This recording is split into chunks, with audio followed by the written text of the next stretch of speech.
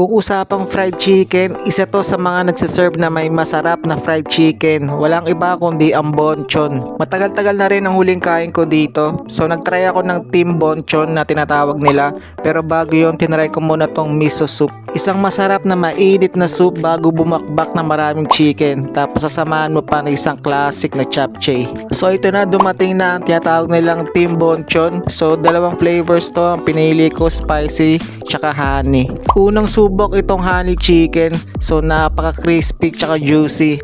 At yung linya ng matatanda, hindi masyadong matamis. Next ko naman sinubukan tong spicy chicken. So same quality, same juicy, same crispiness ng chicken. Yung spice level niya, hindi naman siya yung malasa miyang. So may konting kati lang sa lalamunan. At tignan nyo yung laki ng chicken nila, grabe kasing laki ng mukha ko. Ang pang huli, syempre dessert. Ang pinili ko ang Coco Mango. So yung lasa nito para kang kumakain ng buko shake na may mango. Pero masarap naman siya. Magandang panapos na dessert. Yun lang, try nyo na din. Follow for more.